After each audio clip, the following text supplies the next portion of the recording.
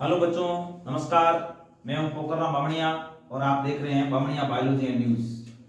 आज मैं जो नेक्स्ट घटना है, जो मानव जनन का हम पढ़ रहे हैं, उसमें जो नेक्स्ट घटना है उसके बारे में बात कर रहे हैं। कल हमने बात की थी निषेचन के बारे में। अब निषेचन के बाद में जब जाइगोट का निर्माण हो गया तो जाइगोट से फिर भ्रूण का निर्माण होगा।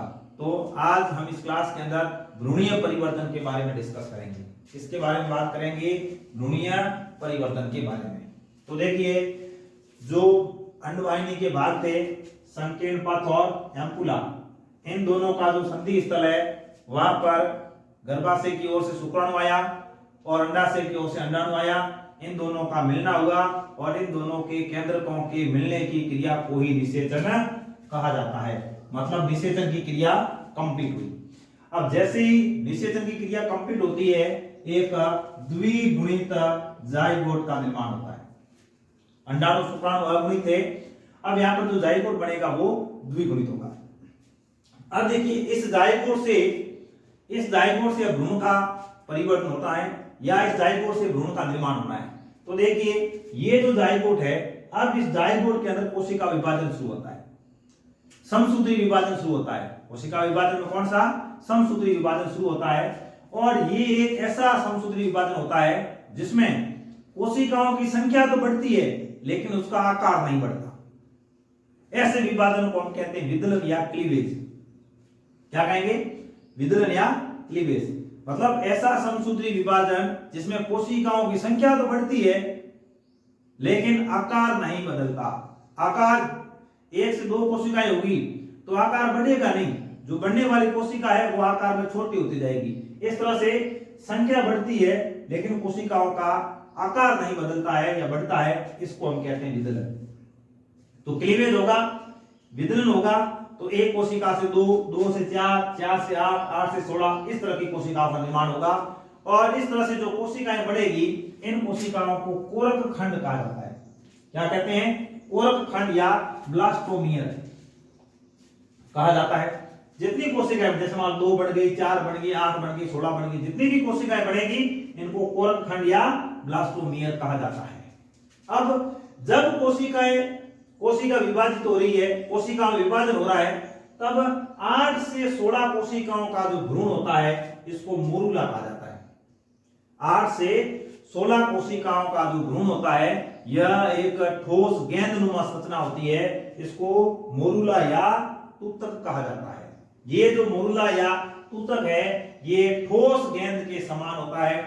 तूतक निर्माण की क्रिया तूतक भवन कहलाती है या मोरुलेशन कहलाती है। अब देखिए, तूतक का निर्माण हो गया। तूतक का निर्माण होने के बाद में क्या होगा? अब इसमें विभाजन जैसे जैसे होगा, इसमें जैसे जैसे विभाजन हो रहा है वैसे वैसे ये भ्रूण है वो लुढ़कता हुआ गर्भाशय की ओर भी आ रहा है। एक जगह रुका हुआ नहीं है। अंडवाहिनी के अंदर जो क्रमांकुंचर गति होती है, इससे निषेचित अंडाणु विभाजन भी करेगा और यह जो अंडाणु है या यह जो भ्रूण है, यह जो जाइगोट है, यह गर्भाशय की ओर आता है। तो विभाजन के साथ साथ यह गर्भाशय की ओर गति भी करता है। अब गर्भाशय के अंदर गति करेगा, गर्भाशय के अंदर आएगा, तब ये चिपक जाता है गर्भाशय की भित्ति से, जिसको हम कहते हैं रोपण। तो प्रश्न यहां पर ये निकलता है कि यह गर्भाशय की भित्ति से चिपकता है तो अंडवाहिनी की भित्ति से क्यों नहीं चिपकता? तो अंडवाहिनी की भित्ति से इसलिए नहीं चिपकता कि इसके चारों ओर जोना पेलिसुडा का आवरण पाया जाता है। किसका आवरण पाया जाता है? जोना पेलिसुडा का आवरण पाया जाता है। यह पारदर्शी आवरण होता है। यह पारदर्शी जो आवरण होता है, इस वजह से एक तो इसका आकार भी नहीं बढ़ता, जो इसके चारों ओर अंडावरण पाया जाता है, इस वजह से इसका आकार भी नहीं बढ़ता है और इस वजह से यह जो भ्रूण है यह अंडवाहिनी की भित्ति से चिपकता भी नहीं है। अब जब ये गर्भाशय के अंदर आएगा, गर्भाशय के अंदर जब पहुंचेगा, तब एक नई अवस्था बनती है, ब्लास्टुला। मतलब मोरूला के बाद में सेकंड अवस्था कौन सी बनती है? ब्लास्टुला बनती है। और ये जो ब्लास्टुला है, अब कोशिका तो वही है, ब्लास्टोमियर। अब ये जो ब्लास्टुला है, इससे ब्लास्टोसिस्ट का निर्माण होता है या कोरक पुटी का निर्माण होता है। ये जो कोरक पुटी होती है, ये गर्भाशय के अंदर स्थापित हो जाती है, गर्भाशय की दीवार से चिपक जाती है और गर्भाशय की दीवार में स्थापित हो जाना रोपण कहलाता है। और जब रोपण की क्रिया होती है तो ही हम कहते हैं सगर्भता की शुरुआत होती है, मतलब है वो प्रेगनेंसी की शुरुआत होती है। अब ये जो कोरक पुटी है, ब्लास्टोसिस्ट है, इसमें दो प्रकार की कोशिकाएं पाई जाती है। एक तो वो कोशिका है जो बाहर की ओर पाई जाती है, बाहर की ओर कोशिकाएं पाई जाती है। ये जो बाहर की ओर कोशिकाएं पाई जाती है, इन कोशिकाओं को पोषकोरक कहा जाता है, या इसको हम कहते हैं ट्रोफोब्लास्ट कहा जाता है। बाहर का जो लेयर है, बाहर की जो लेयर होती है कोरक पुटी की, इसको पोषकोरक या ट्रोफोब्लास्ट कहा जाता है। और एक तरफ हम देख रहे हैं कोशिकाएं बीच में जमा हो गई, कोशिकाएं एक जगह है वो इकट्ठा हो जाती है, इसको इनर सेल मॉस कहा जाता है, अंतर कोशिका समूह कहा जाता है। तो बाहर की ओर पोषकोरक, अंदर की ओर इनर सेल मॉस। अब यहां पर ये दो प्रकार की जो कोशिकाएं हैं, ये दो प्रकार की कोशिकाएं, ये कोशिकाएं क्या करेगी, जो इनर सेल मॉस है ये तो भ्रूण का निर्माण करेगी, और जो ये पोषकोरक कोशिकाएं हैं ये प्लेसेंटा का निर्माण करेगी, या गर्भाशय की भित्ति से जुड़ जाती है और किसका निर्माण करती है, प्लेसेंटा का निर्माण करती है। तो इस तरह से जो ब्लास्टोसिस्ट है वो गर्भाशय के अंदर स्थापित हो जाती है, इसी को हम कहते हैं सगर्भता। जैसे ही कोरक पुटी गर्भाशय के अंदर स्थापित हो जाती है, उस प्रोसेस को हम कहते हैं इम्प्लांटेशन। इम्प्लांटेशन का मतलब अंतरोपण, और वहीं से सगर्भता की स्थिति प्रारंभ होती है, या वहीं से हम कहते हैं कि मादा गर्भ होती है, प्रेगनेंसी शुरू हो जाती है। अब इम्प्लांटेशन जैसे ही हुआ, कोरक पुटी के बाहर वाली जो लेयर होती है जिसको हम ट्रोफोब्लास्ट कहते हैं, ये ट्रोफोब्लास्ट है, ये गर्भाशय की जो भित्ति है उसके साथ में अंगुलीनुमा प्रवर्ध बनाती है, अंगुलीनुमा से संरचनाओं का निर्माण करती है। इसको जरायु अंकुर कहा जाता है या ओरियोनिक विलाई कहा जाता है। मतलब जो ट्रोफोब्लास्ट है अंगुलीनुमा प्रवर्ध से इन प्रवर्धों का निर्माण करती है, जिसको जरायु अंकुर कहा जाता है। जब इस तरह से ये अंकुर बनते हैं, उस समय जरायु अंकुर के चारों ओर जो ये गर्भाशय ऊतक है और मात्र रक्त है, ये इसको घेर लेते हैं। जब ये इसको घेर लेते हैं तो ये जो गर्भाशय ऊतक है ये भी अंगुलीनुमा संरचनाओं का निर्माण करता है, और ये दोनों प्रकार की जो अंगुलीनुमा संरचना है ये आपस में जॉइंट हो जाती है। जैसे ये जरायु अंकुरक है किसके, ये इसके ट्रोफोब्लास्ट वाले हैं, और इसके अंदर गर्भाशय ऊतक इस तरह से एक जॉइंट बन जाता है। यह जो जॉइंट होता है यह अपरा कहलाता है, अपरा या इसको प्लेसेंटा कहते हैं। इस तरह से जो भ्रूण है वो माता के गर्भाशय से संरचनात्मक एवं क्रियात्मक रूप से जुड़ जाता है, और जिस संरचना के साथ में जुड़ता है उसको क्या कहेंगे, अपरा या प्लेसेंटा। तो देखिए अब यहाँ पर अपरा का निर्माण हुआ, प्लेसेंटा का निर्माण हुआ, लगभग 7-8 सप्ताह के बाद में अपरा का निर्माण होता है, मतलब 8-9 सप्ताह का इसमें समय लग जाता है। अब इस तरह से जो बच्चा है वो माता के गर्भाशय से जुड़ गया संरचनात्मक और क्रियात्मक रूप से। अब जो भी क्रियाएं होनी है वो इस अपरा के माध्यम से होनी है। तो यहाँ एक क्वेश्चन क्रिएट होता है कि बच्चा संरचनात्मक एवं क्रियात्मक रूप से माता के गर्भाशय जुड़ जाता है, तो संरचना का नाम क्या है, तो क्या है, अपरा या प्लेसेंटा। तो देखिए अब ये जो अपरा है, अपरा का बहुत ही इंपॉर्टेंट रोल होता है, क्योंकि बच्चा माँ के पेट के अंदर 9 माह तक अपना विकास करेगा, परिवर्तन करेगा, तब तक माता के और बच्चे के बीच में जो भी क्रियाओं का आदान प्रदान होगा, माध्यम क्या रहेगा, अपरा रहेगा। अब देखिए इसमें पहला ही कार्य है, अपरा के कार्य की बात करें तो सबसे पहला कार्य है ऑक्सीजन को बच्चे तक पहुंचाना, और उसके साथ में जो पोषण पदार्थ है उसकी आपूर्ति।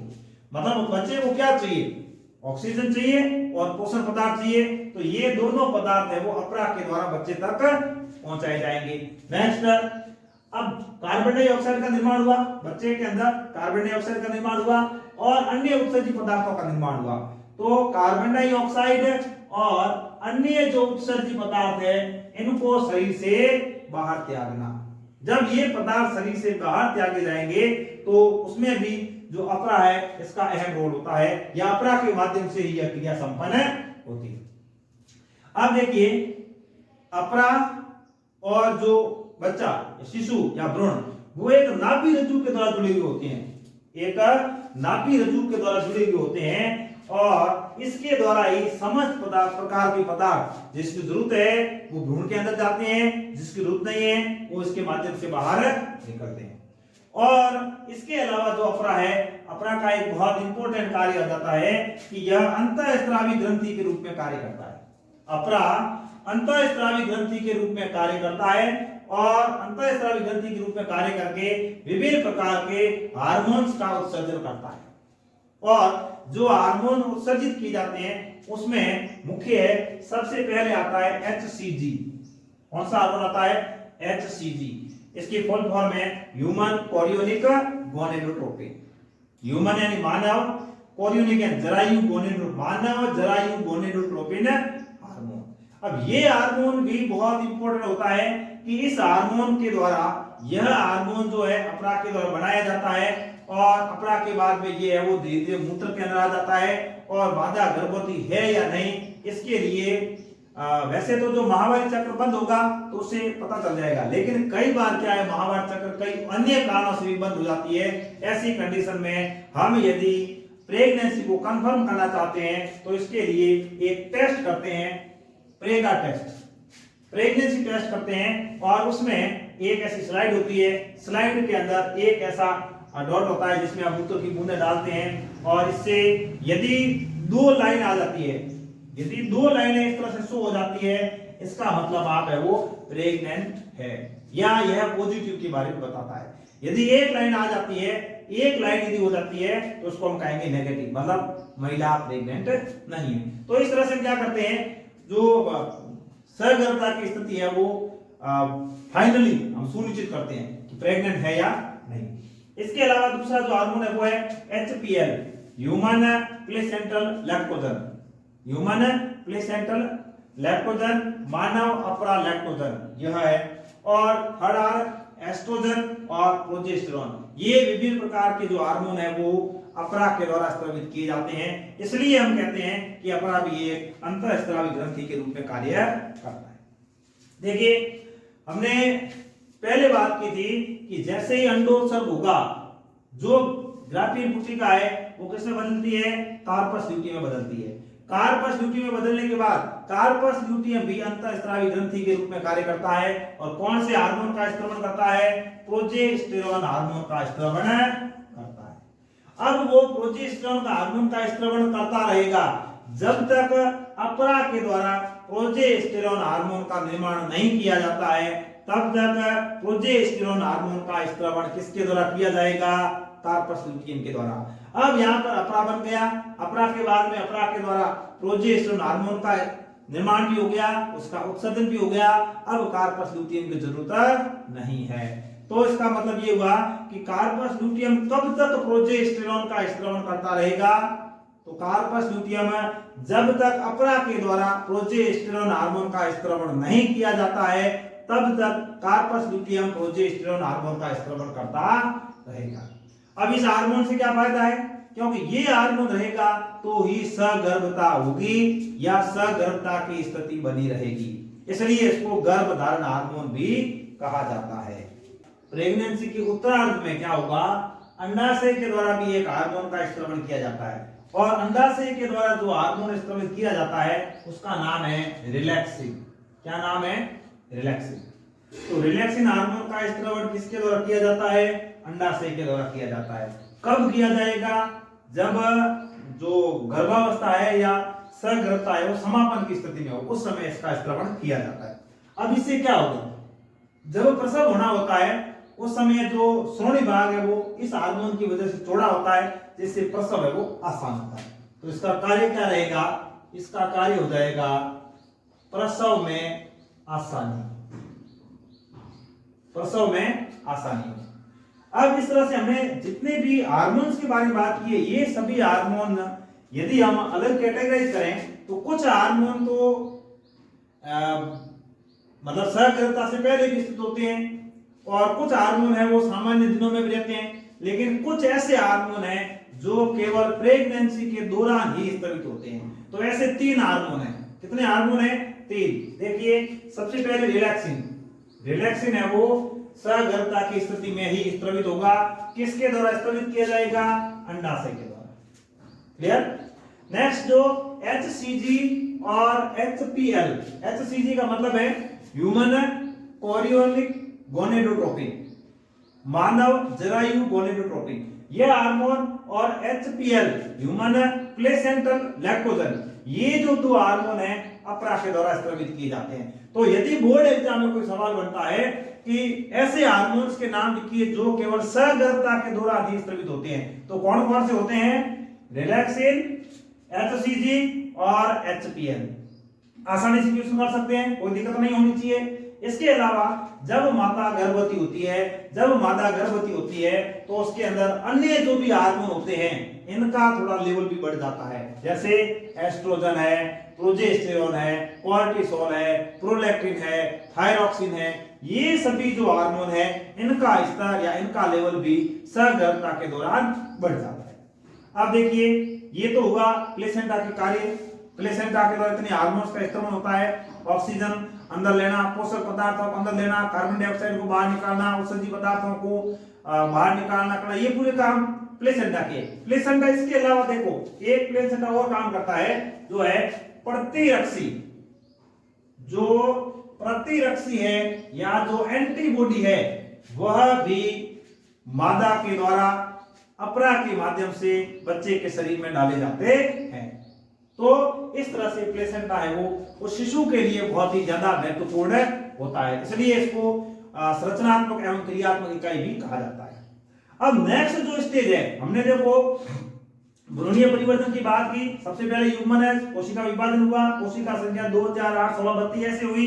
तो जो 8 से 16 कोशिकाओं का समूह था उसको मोरूला कहा, जो कोशिकाएं थी उनको ब्लास्टोमियर कहा, और उसके बाद में अगली प्रावस्था आई ब्लास्टुला। अब ब्लास्टुला के बाद में कोरक पुटी का भी निर्माण हुआ, लेकिन अब जो कोरक पुटी है वो गर्भाशय के अंदर स्थापित हो चुकी है, और इसके बाद नेक्स्ट जो अवस्था होती है उसको हम कहते हैं गैस्ट्रूला। क्या कहते हैं? गैस्ट्रूला कहते हैं। गैस्ट्रूला के निर्माण की क्रिया गैस्ट्रुलेशन या गैस्ट्रूला भवन कहलाती है। अब देखिए, जो गैस्ट्रूला है, इस गैस्ट्रूला के अंदर 3 जनन स्तर का निर्माण होता है। वेरी वेरी इंपॉर्टेंट, 3 जनन स्तरों का निर्माण होगा। सबसे बाहर जो जनन स्तर होगा उसको हम कहेंगे एक्टोडर्म, जो सबसे अंदर की ओर होगा उसको कहेंगे एंडोडर्म, और जो इन दोनों के बीच में होगा इसको हम कहेंगे मेसोडर्म या मेसोडर्म। 3 तरह की लेयर बनती है, 3 तरह की जर्मिनल लेयर बनती है। ये क्या करेगी? अब उस बच्चे के अंदर, उस भ्रूण के अंदर सभी प्रकार के अंगों का निर्माण करेगी। जितने भी अंग हैं इन सभी अंगों का निर्माण अब ये 3 जनन स्तर मिलकर करेंगे। तो इस तरह से बाहर, मध्य और सबसे अंदर 3 तरह की परतों का निर्माण हो गया। अब जो सबसे बाहर है इसको बाह्य जनन स्तर भी कह सकते हैं, इंग्लिश में एक्टोडर्म, हिंदी में कहेंगे बाह्य जनन स्तर। जो मेसोडर्म है इसको कहेंगे मध्य जनन स्तर, और सबसे अंदर की ओर है इसको हम कहते हैं एंडोडर्म या अंतर जनन स्तर। तो इस गैस्ट्रूला के अंदर 3 प्रकार की जनन परतों का निर्माण होता है।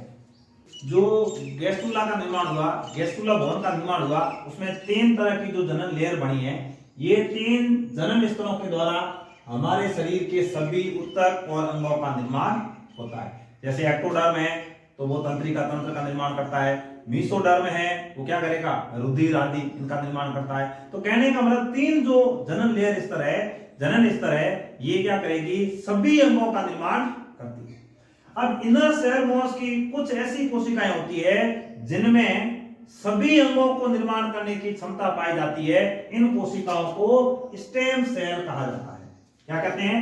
स्टेम सेल कहा जाता है। ऐसी कोशिकाएं जिनमें सभी ऊतक और अंगों के निर्माण की क्षमता पाई जाती है, उन कोशिकाओं को स्टेम सेल कहा जाता है।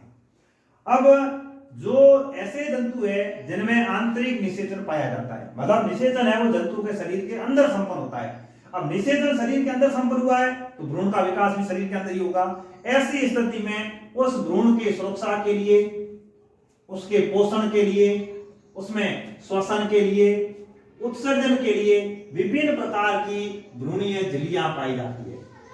विभिन्न प्रकार की जो भ्रूणीय झिल्लियां पाई जाती है, मानव की बात करें तो इसमें 4 प्रकार की झिल्ली पाई जाती है। कितने प्रकार की? 4 प्रकार की झिल्ली पाई जाती है। किसी भी एग्जाम की दृष्टि से बहुत इंपॉर्टेंट क्वेश्चन यहां से बनता है, मानव के अंदर भ्रूणीय झिल्लियां कितनी पाई जाती है, कौन कौन सी पाई जाती है, नाम लिखिए। तो देखिए इसमें यॉर्क सैक, एमनियन, ओरियन और एलेंटोइस, 4 प्रकार की भ्रूणीय झिल्लियां हैं वो मनुष्य के अंदर पाई जाती है। मतलब ये कि जब भ्रूण का विकास होगा, तो भ्रूण का जब विकास होगा तो ये सब झिल्लियां है वो भ्रूण के चारों ओर पाई जाती है, जो भ्रूण की सुरक्षा करती है, इसका पोषण, इसके अंदर श्वसन, उत्सर्जन आदि समस्त प्रकार की क्रियाएं ये भ्रूणीय झिल्लियों के द्वारा की जाती है। यदि बाहर से कोई धक्का लगता है, बाहर कोई आघात है, चोट आदि लगती है, तो भी ये भ्रूणीय झिल्लियां उनकी सुरक्षा करने का कार्य करती है। तो इस तरह से जो मनुष्य है, मानव है, इसके अंदर 4 प्रकार की भ्रूणीय झिल्लियां पाई जाती है। अब मनुष्य के अंदर की बात करें, जो सगर्भता है या जो गर्भावती है या जो प्रेगनेंसी पीरियड है, ये 9 माह का होता है। कितने टाइम का होता है? 9 माह का, या 266 से 270 दिन या 280 भी मान सकते हैं। मतलब 280 डेज के आसपास है वो गर्भावती होती है या सगर्भता की स्थिति होती है। अन्य जंतुओं की बात करें, चूहा है तो उसमें 22 दिन, खरगोश 30 दिन, बिल्ली और कुत्ता 63 दिन 63, बकरी है 148 डेज, गाय है 270 दिन। अब गाय और मनुष्य दोनों में समानता पाई जाती है। गाय के अंदर 270 दिन है, मनुष्य के अंदर भी 270 दिन है, इसलिए हम कहते हैं गाय हमारी माता है। भैंस के अंदर 310 दिन, हाथी के अंदर 640 दिन, इससे ज्यादा ही होगा, 6 से 40, 41, 42, मतलब 650 दिनों के आसपास इसके अंदर है वो गर्भावधि पाई जाती है। बंदर के अंदर 213 दिन। तो इस तरह से अलग अलग जंतुओं के अंदर सगर्भता के डेज या गर्भावधि पाई जाती है। गर्भता के दौरान जो भ्रूण है इसका विकास किस महीने में कौन से अंगों का निर्माण होता है? तो देखिए, सबसे पहले जो पहला महीना है, जैसे फर्स्ट मंथ एंड होगा, उसके अंदर हार्ट का निर्माण हो जाएगा। बहुत इंपॉर्टेंट संरचना, एग्जाम की दृष्टि से बहुत इंपॉर्टेंट सवाल है। सबसे पहले हार्ट का निर्माण होता है। कब बन जाता है? पहले महीने में। और इस हार्ट की धड़कन मंद गति से, लेकिन इसकी धड़कन है वो स्टेथोस्कोप के द्वारा सुनी जा सकती है। इसके बाद में जो दूसरा महीना, दूसरे महीने में पैर और अंगुलियों का विकास हो जाता है, पैर और अंगुलियां बन जाती है। तीसरे माह में विभिन्न प्रकार के अंग तंत्रों का विकास हो जाता है, पाचन तंत्र है, श्वसन तंत्र है, इन अंगों का विकास हो जाता है। फिर 5वें महीने के अंदर शिशु में पहली गतिशीलता होती है। पहली गतिशीलता 5वें महीने में प्रकट होती है। सभी क्वेश्चन एक से बढ़कर एक है। पहली गतिशीलता शिशु में कब उत्पन्न होती है? तो 5वें महीने में उत्पन्न होती है। इसी के साथ है सिर पर बाल आ जाते हैं। 5वें महीने में उस बच्चे के सिर पर बाल आ जाते हैं। 6 माह का मतलब 24वें सप्ताह में पूरे शरीर के ऊपर बाल आ जाते हैं। और जो आंख है, आंखों की जो पलकें होती है ये अलग हो जाती है और इनके ऊपर बलूनियां आ जाती है। छोटे छोटे बाल होते हैं, बलूनियां ये भी आ जाती है। इस तरह से जो 9 महीने पूरे हो जाते हैं, 9 माह के अंत तक इसका पूर्ण विकास हो जाता है। पूर्ण विकास होने के बाद में प्रसव के प्रोसेस के द्वारा यह पूर्ण विकसित जो गर्भ है, जो बच्चा है, ये योनि मार्ग से बाहर आता है। इस क्रिया को हम क्या कहते हैं? प्रसव कहते हैं। अब देखिए, पूरा जो 9 महीने का टाइम है, 2 महीने तक का जो समय है, 2 महीने तक का जो समय है, इस समय हम कहते हैं भ्रूण का विकास।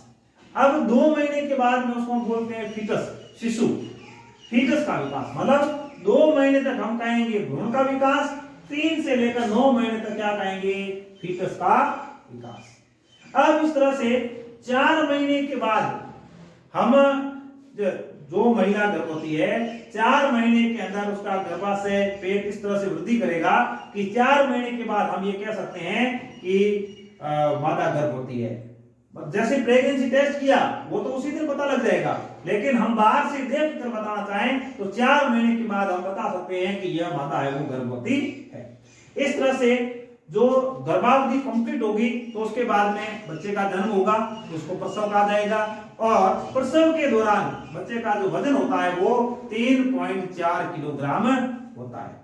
तो इस तरह से हमने आज के इस क्लास के अंदर डिस्कस किया कि जो निषेचन हो जाता है, निषेचन के बाद में जो भ्रूण का परिवर्तन है वो किस तरह से होता है। मोरुला अवस्था बनती है, ब्लास्टुला अवस्था बनती है, कोरकपुटी का निर्माण होता है, गैसुला अवस्था बनती है। इस तरह से गैसुला अवस्था के अंदर विभिन्न प्रकार की जर्म लेयर बनती है, वो विभिन्न प्रकार के अंगों और ऊतकों का निर्माण करती है और उसके बाद में हर महीने बच्चे में कौन कौन से अंग विकसित होते हैं। इस तरह से पूरी तरीके से हम वो भ्रूणीय बच्चे के अंदर या भ्रूण का पूरा परिवर्तन है वो पढ़ चुके हैं। आज के क्लास में बस इतना ही।